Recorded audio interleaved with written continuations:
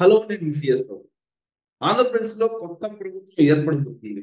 దీంతో ఇప్పటి వరకు చంద్రబాబు నాయుడిని, అలాగే చంద్రబాబు నాయుడు విధానాలను విమర్శించినటువంటి వాళ్ళు కూడా ఇప్పుడు ఆయనకి చేకూడుతున్నారు. దాంట్లో విశాఖ పీఠాధిపతి స్వరూపానందేంద్ర సరస్వతి గారు ఉన్నారు. అసలు ఎందుకు ఆయన రాజశ్యామల యాగం చేసినప్పటికి కూడా జగన్మోహన్ రెడ్డి గెలిపించుకోలేకపోయారు? ఇప్పుడు ఎందుకు ఫ్లేట్ ఫిరాయించారు? దీని మీద మనం అభిప్రాయం తీసుకుని ఘోరాపేట అధిపతి కాశీ నుంచి బాలకృష్ణ స్వామి గారు అందుబాటులో ఉన్నారు. ఎంతో ఇంటరాక్ట్ అవుతుంది. నమస్తే అండి స్వామి గారు.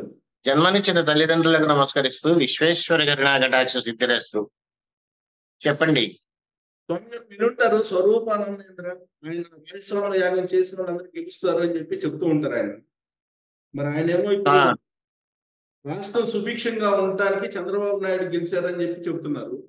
గతానికి ఇప్పుడు ఆయన వాయిస్ మారిపోయింది. ఎందుకు వాయిస్ మార్చారు అనుకుంటున్నారు? ఓహో, ఆయన మాట మార్చేశారా?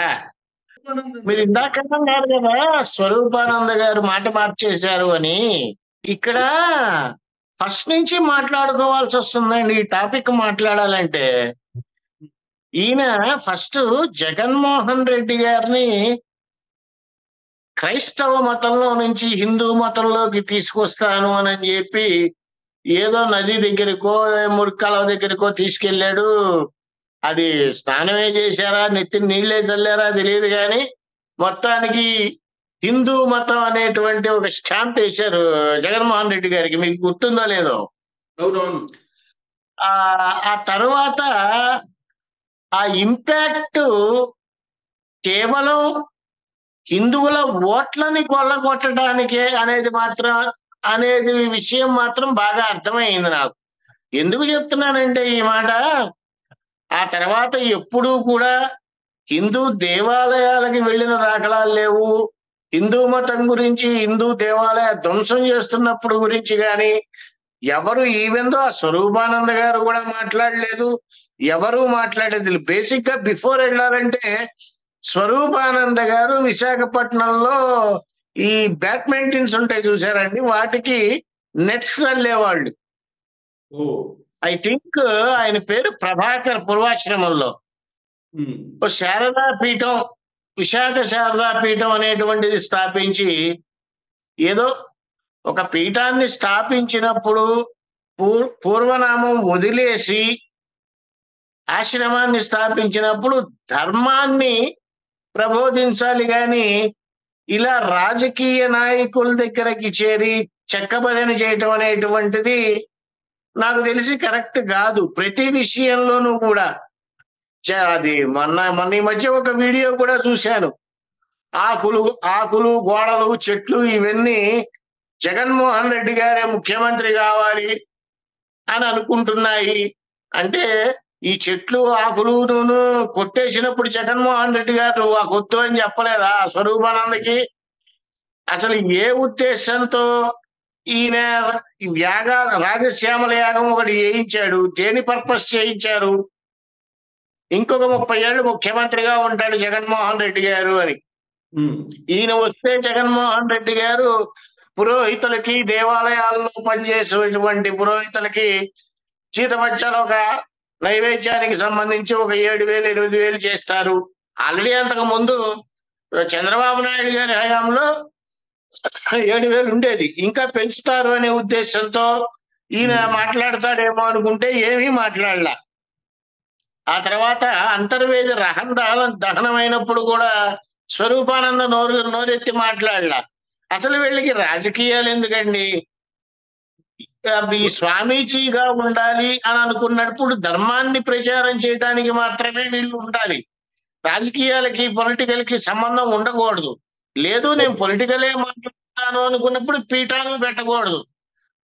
శృంగేరి శారదా పీఠం అనేటువంటిది 4 పీఠాల్లో శృంగేరి, బదరి, పూరి ఇలా ఉన్నాయి 4. ఈయన కొత్తగా విశాఖ శారదా పీఠం అని పెట్టాడు. అసలు స్వరూపానంద సరస్వతి అంటేనే జ్ఞానం.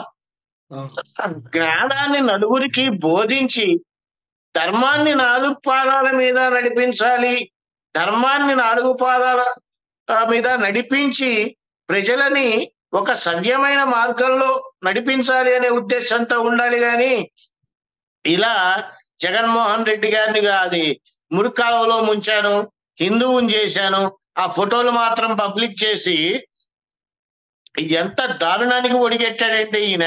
అసలు వీళ్ళు స్వామీజీలు ఏంటండి? ఏం వేదం నేర్చుకున్నారు వీళ్ళు?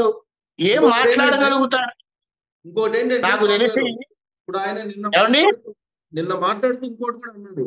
ఏమన్నారంటే నరేంద్ర మోడీ ప్రధానమంత్రి కావడానికి తన రాజశ్యామల యాగమే పనిచేసిందని అని అంటున్నారు. నరేంద్ర మోడీ గారు ప్రధానమంత్రి అవడానికి రాజశ్యామల యాగం పనిచేస్తే మరి కేసీఆర్ కూడా చేశాడు కదండి ఈ యాగం. అప్పుడు పని చేయలేదే. జగన్మోహన్ రెడ్డి గారికి కూడా మొన్న 3 నెలల క్రితం తాడేపల్లిలోనో ఎక్కడో యాగం చేశాడు కదా, అప్పుడు పని చేయలేదే. వీళ్ళంతా కూడా ఇప్పుడు చంద్రబాబు నాయుడు ఇప్పుడు అసలు మీడియా, నేను నిన్న చూశాను ఒక వీడియో. ఆయన మీడియా ముందుకు వచ్చి, నేను జగన్మోహన్ రెడ్డి గారికి ముందరే చెప్పాను, లెటర్ ద్వారా తెలియపరిచాను, నేను ఎవరికి భయపడాల్సిన అవసరం లేదు, గుమ్మడికాయ మంగళవారంటే భుజాలు నవ్వుకున్నట్టు ఖచ్చితంగా చంద్రబాబు నాయుడు గారికి భయపడుతున్నాడండి. ఎందుకంటే ఇది విశాఖ శారదాపీఠం స్వరూపానంద సరస్వతి, నాకు తెలిసి ఆ విశాఖ భూముల కుంభకోణంలో ఈయన కూడా ఉన్నాడేమో. ఉన్నారు కదా, 15 ఎకరాలు ఆల్రెడీ తీసేసుకున్నారు కదా. 15 ఎకరాలు అయితే ఈయన కూడా జైలుకి వెళ్లాల్సి వస్తుందేమో అని ఇప్పుడు జై జై జై జై సిబిఎన్ అని భజన చేస్తున్నాడు. వీళ్ళని అసలు ఉంటే స్వామీజీలుగా ఉండమనండి, లేదా స్వామీజీ కాషాయ వస్త్రాలు వదిలేసి హ్యాపీగా రాజకీయ జీవితాల్లో రాజకీయ పార్టీల్లో కార్యకర్తలుగా చేరిపోమనండి. ఎందుకంటే మనం చాలా అపోహలో ఉన్నాం. హిందువులందరం కూడా ఏదో క్రైస్తవులు వచ్చేసి మన వాళ్ళందరినీ తీసుకుని వెళ్ళి క్రైస్తవ మతంలో చేరుస్తున్నారు. ఇది కొంతవరకు నిజం కావచ్చు కానివ్వండి, ఇలాంటి స్వామీజీల వల్ల హిందూ మతం సర్వనాశనం అయిపోతోంది.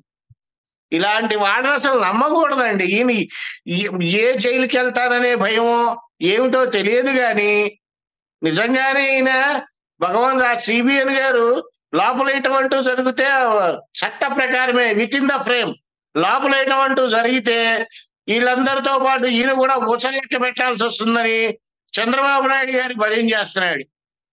హాఫ్ నాలెడ్జ్ అండి, వీళ్ళందరినీ హాఫ్ నాలెడ్జ్. కాషాయం కట్టుకుంటే కాషాయానికి ఉండేటువంటి విలువని సర్వనాశనం చేస్తున్నారు వీళ్ళంతా. పేరుకు మాత్రం ఆ సరస్వతేంద్రులు ఈ సరస్వతేంద్రులు, మళ్ళీ దిక్కుమాల నామధేయం ఒకటి. వాళ్ళ గట్టాకు ఒక పేరు ఉంటది. పైగా ఇంకొకటి ఏంటంటే ఆయన ఆత్మ అదేదో చెప్పాడు నిన్న, జగన్మోహన్ రెడ్డి గారి ఆత్మ నా ఆత్మ ఒకటేనో సమేదో చెప్పాడు.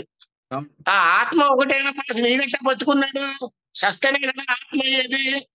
అంటే పూర్వాశ్రమంలో ప్రభాకరణ అది చచ్చిపోయి ఆయన ఆత్మ ఈయన దగ్గరికి వచ్చి మాట్లాడుతుంది.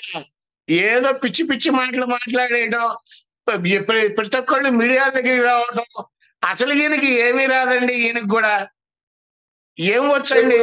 ఇప్పుడు బాలకృష్ణరావు గారు, ఇప్పుడు ఇలాంటి వాళ్ళు ఉన్నందువల్ల మీరు హిందూ ధర్మానికే ప్రమాదం అంటున్నారు కదా. ఇప్పుడు ఆశ్రమాన్ని స్వాధీనం చేసుకోవాలా ప్రభుత్వం? ఆశ్రమాన్ని స్వాధీనం చేసుకోవటం కదా, దీనికి ఏ ప్రదేశాల్లో ఎక్కడెక్కడ ఆశ్రమాలు ఉన్నాయో అన్నింటినీ స్వాధీనం చేసేసుకోవాలి. దరిద్రం వదిలిపోతుంది. కరెక్ట్ గా ఉన్న వాళ్ళని, సేవ చేసే వాళ్ళని మనం చక్కగా చూడొచ్చు, 2 చేతులు ఎత్తి నమస్కారాలు పెట్టచ్చు. ఇలా రెండు పడవల మీద కాళ్ళు వేయడం అసలు సన్యాస. అది నాకు విచిత్రం ఏంటంటే జగన్మోహన్ రెడ్డి గారు గెలిచిన తర్వాత ఈయన దగ్గరికి వస్తే స్వామీజీలు అసలు ఎవరిని తాకరండి, కనీసం పాదాలను కూడా తాకనివ్వరు, దండం పట్టుకున్న స్వామీజీలు. అటువంటిది ఈయన వాటేసుకొని ముద్దులు పెట్టి ఏంటో దరిద్రం మాకు అసలు. ఇలాంటి దరిద్రమైనటువంటి అందరూ కాదు, ఇలాంటి దరిద్రపు స్వామీజీలు ఉండబట్టే దేశం నాశనం అవుతోంది. వీళ్ళందరినీ ఉంటే చక్కగా ధర్మాన్ని ప్రబోధిస్తూ ఉండమనండి, లేదంటే ప్రభాకర్ నామధేయంతో ఆ కాషాయాలు వదిలేసి రాజకీయ కార్యకర్తలుగా చేరమనండి. వీళ్ళు సంపాదించుకున్నటువంటి ఆస్తుల్ని కాపాడుకోవడానికి ఏ గవర్నమెంట్ వస్తే ఆ గవర్నమెంట్ మీద చెక్కబజం చేస్తూ ఇప్పుడేమో భయం, నాకు భయం లేదు, చంద్రబాబు వస్తాడని నాకు ముందే తెలుసు, చంద్రబాబు పాలన చాలా బాగుంటుందని తెలుసు, ఈడెవడండి సర్టిఫికెట్ ఇవ్వడానికి చంద్రబాబు నాయుడు గారి పాలన బాగుంటుందని.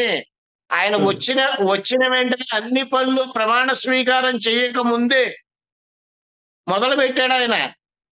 ఈయనకి భయం అన్నమాట, నన్ను తీసుకెళ్లి లోపలేస్తారని. ఈయన స్వరూపానంద గారి ఆస్తులు ఎక్కడెక్కడైతే ఉన్నాయో అన్నీ కూడా గవర్నమెంట్ స్వాధీనం చేసుకోవాలి. ఈయనకి విశాఖపట్నం భూములతో లింక్ కనుక ఉంటే ఈయన్ని కూడా తీసుకెళ్లి లోపలేయాలండి.